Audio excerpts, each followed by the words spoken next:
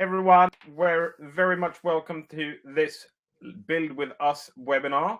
And today we're going to talk about ticketing and support. And as per usual, it's me, Fredrik Castenholm, and Thomas Karlsson, your ever hosts of these webinars. Without much further ado, over to you, Thomas. Let's take us through today or tonight for us Europeans. Yeah, so I'm not planning to go several hours, guys. We're doing something very simple today. We're doing support ticketing in Monday.com. So we're focusing on aftermarket support. Obviously, we can do ticketing for other solutions as well. I haven't prepared anything for today because it's actually a really cool thing to see built from scratch. So we do a new board. We call it support. We have, we don't have any good word here. Let's say ticket. Support. You know, my classical one is always deleting everything because I like to start these sessions really fresh. Yeah, shout out to Monday. Would be really nice with an actual start from scratch one. Yeah. So, because I always do the same thing, just remove everything. Yeah, so this is obviously, let's say we have a new ticket group and we're going to have another group for ongoing, and we're going to make it super simple. So we're having a new finish because I can't spell completed.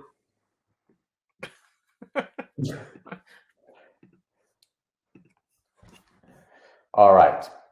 What do we want to know? We want to know the name of the person submitting the ticket. We want to know, hang on, actually, let's go in and look at our contacts, open this in a new board, a new tab. Just want to check if we use the email column or if we used, yeah, this is the email column because we're going to be matching on this one. So we want an email column. Sometimes we do email as a text column, so that's why. Let's do a long text, and let's do a file column.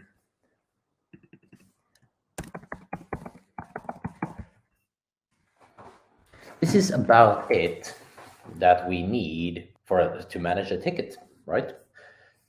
We need a name of the submitter, the email, the description, files. Let's say that we add a status column just for the sake of it. So we have, let's say, call it type.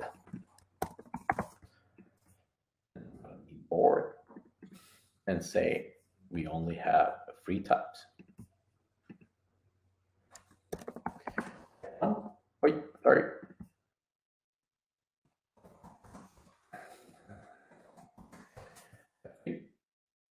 There we go. So my idea now is let's create the form, because I don't want any other columns to be submitted by the person submitting the ticket. So I could prepare the whole board if I want to, but there's a feature in the form that if a column is added after the form is created, that column is automatically hidden in the form. So I'm actually saving myself a bunch of work by not completing the board and actually creating the form now instead of later. Good one, because I usually complete the board ahead and then I go hide, and then forget a few, and then boom, and then go back and hide. Yeah, exactly. Keep in mind, we can upload a logo if we want to. I don't want to do that because I don't want to sit here and browse for a file right now. So this is the columns we have in the board, right? Let's start with the file column. Add any supporting files needed, and obviously the file should not be required. Please describe your issue. Exclamation mark. Let's make this required. And if we add a question that we later want to hide, you know the hide button down here. Yeah, that's my favorite button.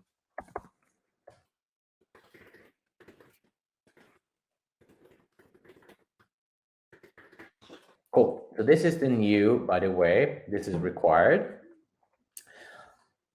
Include conditions. So in the new forms for enterprise and up, we do have the ability to have dynamic forms. So I just want to show you how it works. So let's include a condition and say, if an answer is type free, let's add a new question and let's insert a number.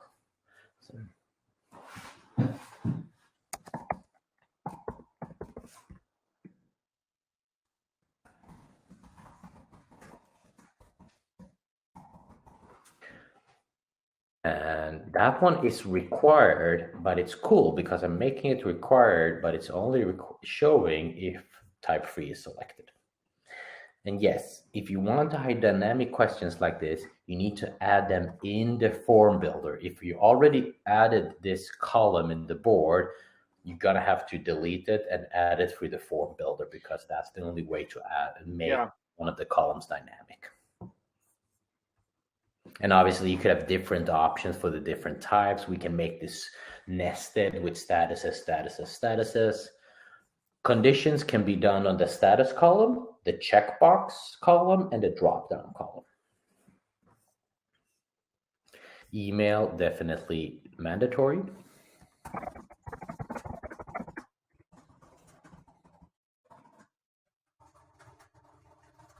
Here we go. Your name, let's do your email.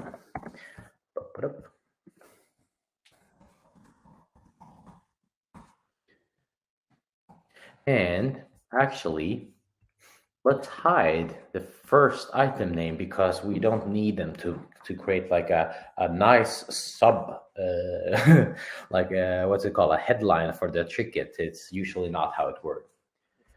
Include name question in form. No, you can actually unclick it now. Group of answers, so that you can specify which group you want your answers to come into. If you don't specify anything, it will be in the top group always, but let's specify new tickets. Why not finished and just call it done? Well, you're in a rush. Effective ticketing. Yeah, we're done. So we can have a success message and we can do a redirect. Let's show you how the redirect works.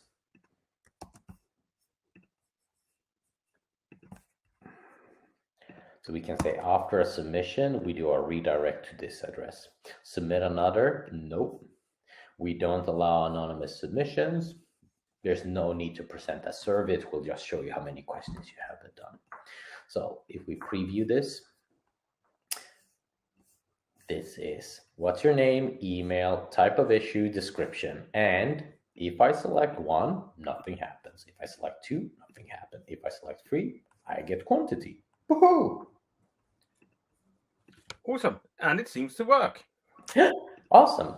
Like magic. Perfect. Good. Let's go back to the board. Let's insert, obviously, I want to track this. I want to track this one against our contacts. So we want to connect to contacts built with us in the CRM. Yes. Might want a two-way connection if you Let's want to make track a it. two-way connection because- So here's the thing, guys. If we check that we want a two-way connection, we can always break it afterwards. But if we don't check it, we can never force it. We actually need to delete the connect to board column and create it from scratch. Connect. We don't need to mirror anything. We do want to have an automation though that matches, right? So let's see what we can do. So when an item is created, all of the items will be created in the form with all the values in there. So it's perfectly fine to use this. Connect the items, another board. This will be our contacts, right? That's the one. Contacts, we match your email with email, and do we want to overwrite new matches or adding new matches? It doesn't really matter in this case. And we can perfectly use the Monday.com native automation for this because everything is being filled out in the form. If we were to fill it out in the board, we probably wouldn't be happy with the triggers we have. So we would probably want to go with the auto connect, where we do have status labeled triggers. As you said, so that's actually something to think about. What are your trigger factors? You can of course have several trigger factors, but Monday natively have certain sets and its own limitations. With the auto connect, you can actually have more. You can use statuses, which basically give you an endless option on how it should respond, basically. Yeah, and in Monday you have column changes, but you can't say what specify the change. So if you have it set to a status column, any status will trigger the automation. Yeah, exactly. That's the major difference, to be totally honest. And in this use case, I didn't even have to use our custom app. We could use the Monday native one, so that's perfect, right? So I probably want a person column. I probably want a status column to know how the thing is progressing, right? Yeah, who's handling the ticket? Whereabouts are we? We also want to include for later. I was about to write Pulse ID. Someone's been in the API. So item ID. This is the database code for this item. So let's see if we can have people report. You can send it to us on Facebook or Instagram. Let us know the highest item ID you can find in your account, because this is the amount of items basically you had. So the next item we create here will be more or less sequential. So this is always a database item. It's totally unique. Yeah, and if you ever go into trying to find stuff in the API, this is basically how you call an item. You call it by that number. That's its name, its address. Cool. So we have a form. We share this form on our web page any way we want, right? But what we want to do, we want to send an automatic reception email to the person submitting the ticket, correct? So we go in for integrate. In this case, we'll go with Gmail because that's what we're using. But if you have Outlook, of course, then choose Outlook. It's the exact same setup. When a new item is created, send an email to someone. So that's the one. You link it with your email. Someone, in this case, that will be the email column. You can use email column or text columns for this. So we set your email.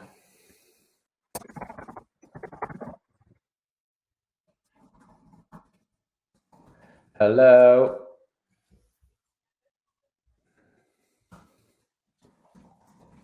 And here, remember to use your dynamic values and personalize your email. Just like Thomas is doing on the screen right now. And we use the item ID to give them a ticket number.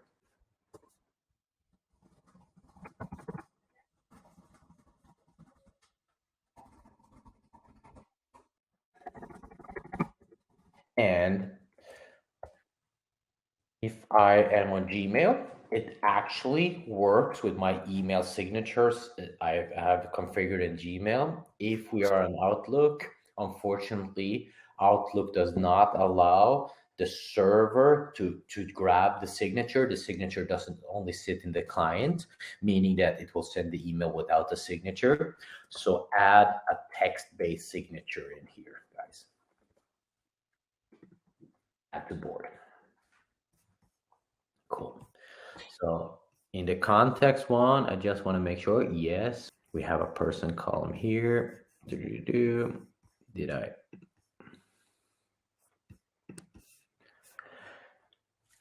We have everything we need, I think, to see if we can trigger the first connection. So let's This is the form. Thomas Carlson, thomas@omnitas.se. My type is type 2 because I don't want to fill out an additional field.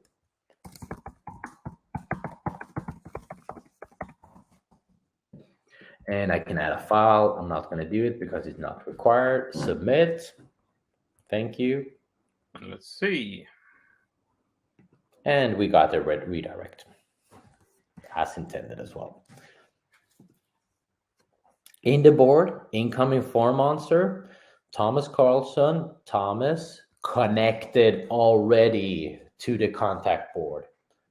So this is a great one because now if your salespeople, for example, later on goes into the contact registry, they can see, oh, this person, he had 50 support tickets the last few months. And I get a log here saying outgoing email. We have received your ticket. Hello, Thomas Carlson. Thank you for submitting a ticket. Here's your ticket number. Please allow us up to 24 hours to respond with a solution. We have two options on how to proceed from here. We can either go with fully automatic emails back and forth that only status based, or we can do personal touch emailing. Yeah, which one do you prefer? Well, I never prefer the personal touch. No, I'm kidding. So, but let's start with the automated one to show you guys how it would look like, okay? So we would insert a long text, put it there, and this would be reply. First, we need to do a few things. Add new integration, Gmail. When an email from this email column is received, add it as an update. So when I get an email, any email from email column, add it as an update, right? Because then I will see what they send out. Next thing is we need to set some cool statuses here. So let's go with new ongoing, send reply, close, just for me. So another one then would be when a status changes to something, send an email to someone. The status changes to send reply, send an email to the email column, right?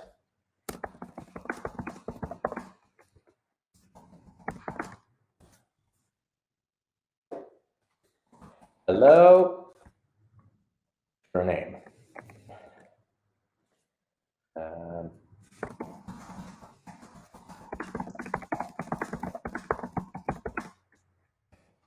We do item ID. And we also refeed their description to them. So if they don't remember, or just to make sure that it sounds good.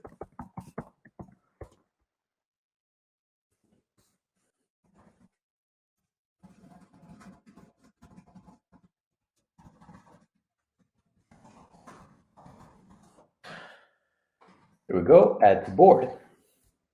So now I was actually thinking about your second integration here. We can actually put a filter on the item ID on that one, right? We could. Subject includes item ID, yes. So it becomes a very ticket ID is included. That way, we only get replies to our emails in here. Yeah, I mean, that way, if one person have two or more tickets, the right reply will hopefully get into the right ticket and so on and so forth. Very smart of you. Mm-hmm. So this is an ongoing one. I'm not bothering with doing the integration automation and moving it down. You all know how to do it by now if you followed. This is a common problem. You solve it by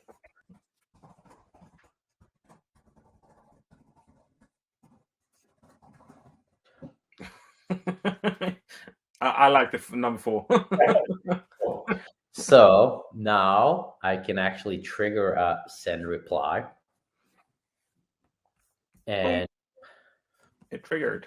And now I have sent that. It also registers as an incoming email because I'm emailing myself, of course. So this is the outgoing one. Reply to ticket number. Hello, Thomas Carlson. This is to write you about your ticket number. Which description? This is my reply. This is a common problem. Blah, blah, blah. Please let us know if it persists. And as you see, the email got back to me because it had the ticket number in the headline. This will only be a problem if you sit in Monday and email yourself, right? Yeah, correct.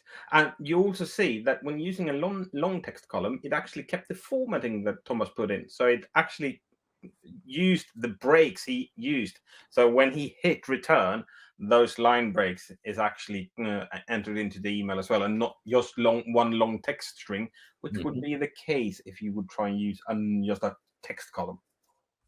Yes, and now what I'm doing, I'm adding a date column. Last reply, and then we're doing another automation. So when status, let's just do the custom one. I always use that one, except for the match one, because that you need to use the recipes. So if you have been trying to make a custom match automation, you can't. You need to use the recipes, but basically for the rest, use the custom one. Yeah, and then also what I want to do, just to make sure that it goes, I have less clicks down the line, I want to change the status to something. So when the status changes to send reply, I want to change the status to reply send, so it feels kind of like something's happening, right? Cool. So then it will be changed to reply sent, and it will be today's date. And then we could say cleanse, question mark, and we add another automation saying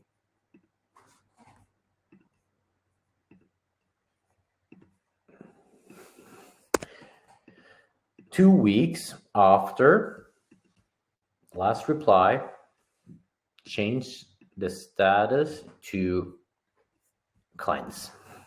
So we don't have old stuff in here. We get a flag, we can filter on that status. Okay. We can also put up a really nice item view for this on an item card, right? So we don't actually want to do, we go into the settings and we want to remove most of it. So let's do your name, your email, type of issue, and status.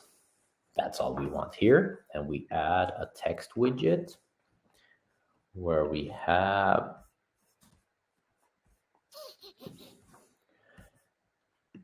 we remove your name. Gotcha. And the description first.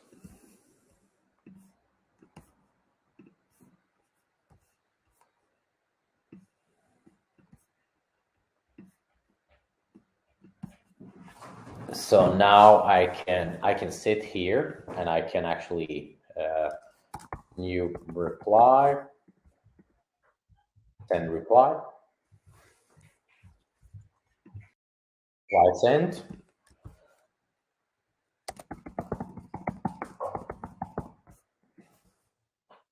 There we go. And you know what? Very soon, we will be able to have the updates as a widget on the item card, so we can actually see the historical conversation in this kind of setup. Yeah, it's going to be so great. So this would be quite a nice way of running a more or less automated. You don't need that much of a personal touch. The other way of doing this would be to actually have the emails and activities connected on top of this. So you still have the automatic reply for receiving it, but you can then have any kind of free email nested texted in here. And this is obviously breaking the system now because I have my my personal email. It's looped in quite a bit. Yeah. And of course, in emails and activities, you can add in templates and stuff like that. So you can have template answers and stuff like that as well. So it's actually quite useful. Yeah. So let's make a new one, a new item. So obviously you don't have anything here, so you can send an email from here as well. Keep in mind that we can still template these emails, and we can have email tracking.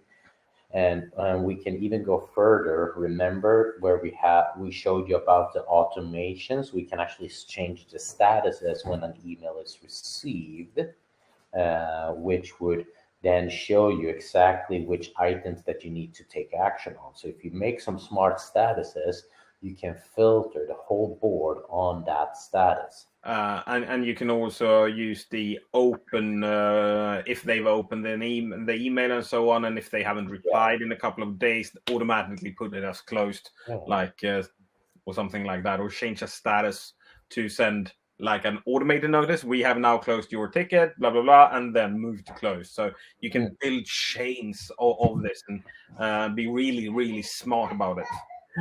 And obviously, you set up your table view the way you want it.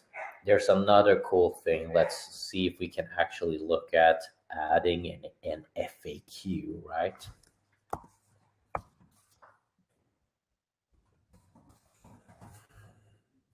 And this is really cool. So this is basically building a data repository with answers. Yes.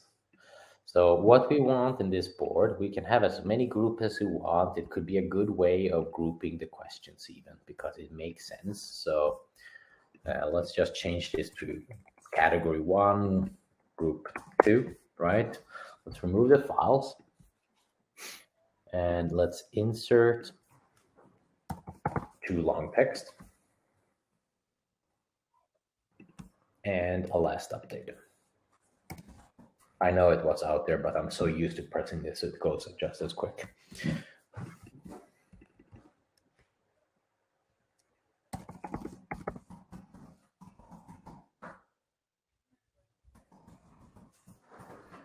So this would be the name of the questions, right? And you can write them fully out and say blah blah blah blah blah. This is your question.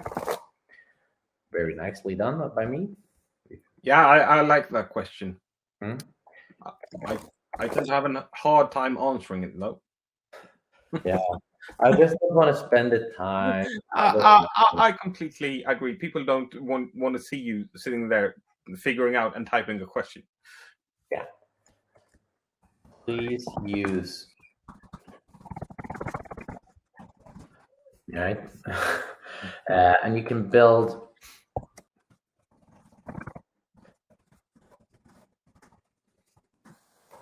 And let's stay there. So I'm actually removing the rest of them. Just for the fun of it. This is our FAQ. Obviously quite ugly, quite generic. Let's go back to our support board. We insert a new connect boards. We connect this to the FAQ. We do not need it two-way. We want to mirror. We want to mirror the long description. And we want to mirror the answer.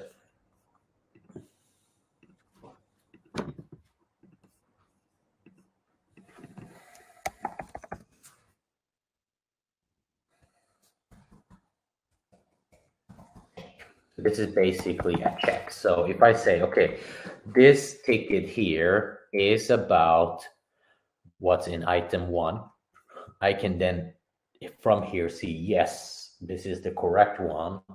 This is my answer. So we can actually build this into, when I write my email reply, I can do it like this. So I have answer new row done update, meaning that please use, this will be the standard answer.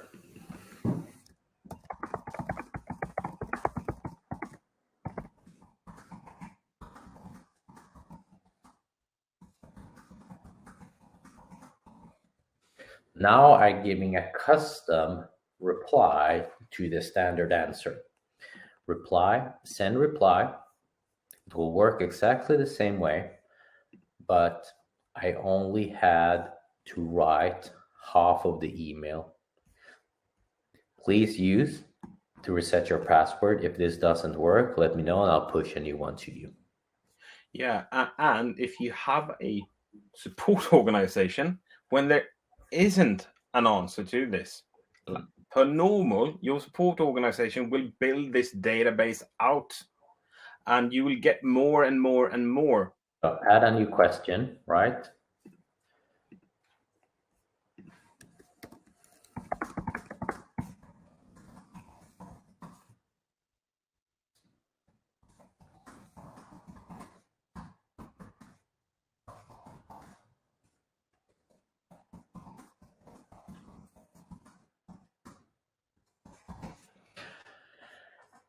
There, I filled out the standard reply that now can be used by other people.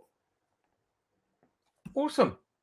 It's in here, and the only thing we want the last update, we want to use that to understand that sometimes some of these questions becomes really old. So we want to maybe check everything that's older than 3 months, 6 months. Is it still a relevant answer?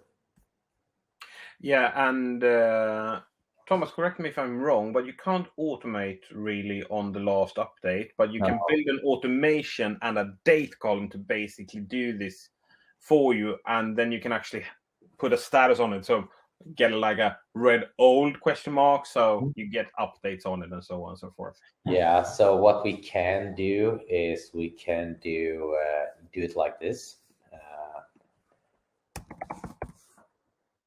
When column changes, and that would be our answer column, set date in the date column. So now I would say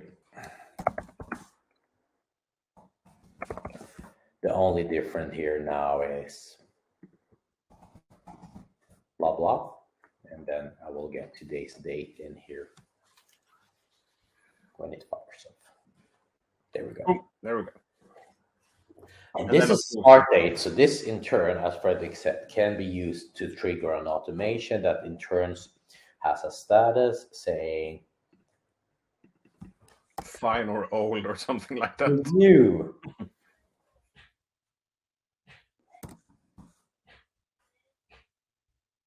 Yeah, exactly. And then we go in here. So we have done a lot of Monday native automations today. Yeah. When date arrives, let's say here 5 months after the date, then change the status to review. This will, of course, not trigger now. It will trigger in about 5 months, but... Yeah. And then, obviously, we'll create a preview. So we add a table view, which will be filtered on. I'm just grabbing it so I can get the filter settings. Status is review. Save to this view. And this would be my...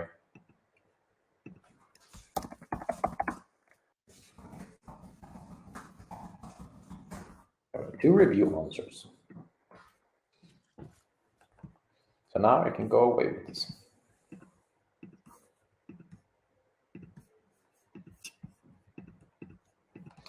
And we probably want to do the item default value to good. Yeah. So everything is good until it needs to be reviewed. Until it isn't. It's quite a, to be honest, it's quite a digital board, right? Yeah. On or off. On or off. Yeah. It's binary. It's going to be on or off. Yeah. Yeah. Oh, and of course, if you feel like it, of course, you can go in like getting old, like have an orange in there if you want to, after like 2.5 months or whatever. Yeah. That's really up to you. Cool. Is there anything we missed talking about from a ticketing perspective today?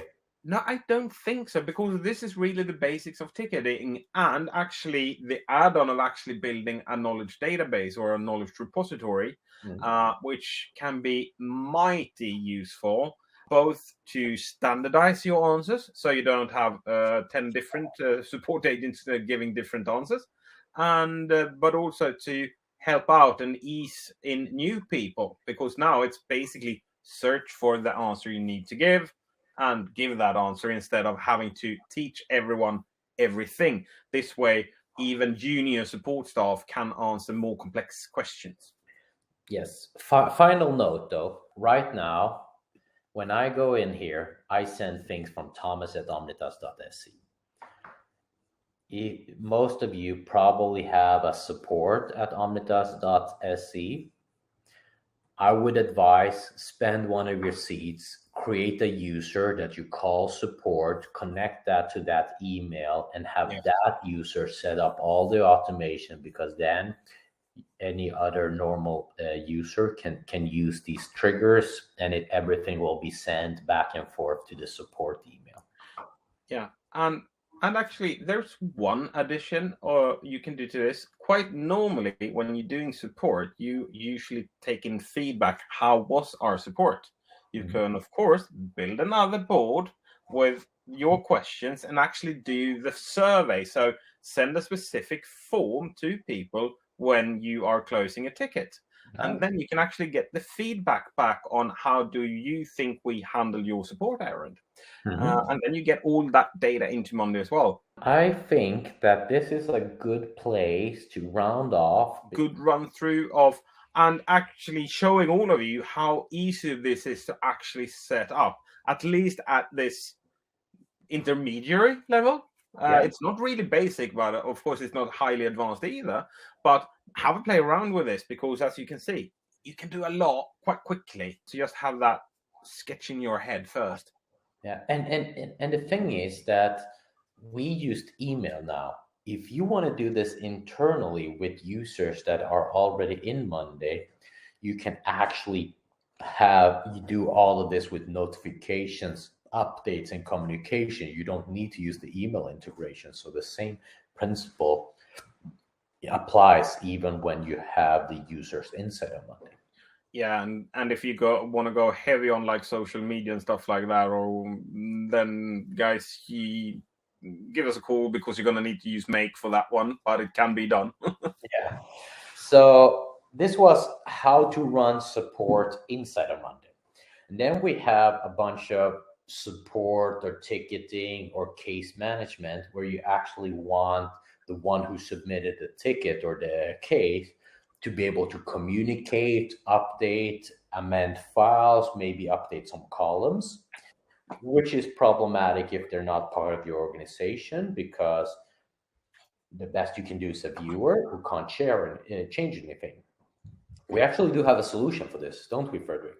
We do, and we also have an upcoming webinar just about that specific thing, because it's actually really, really cool, guys, what we've done. And what we've actually done is we've built a complete portal to put on top of Monday. And there's just one word for it, and it's a real Monday word. It's amazing. And as we can see, our marketeer Michael down here, he's actually posted the link. So sign up for that webinar, because it's something really, really, really special, and it's something not ever seen before. It's completely new. With that, everyone, have a really good night, and thanks for watching.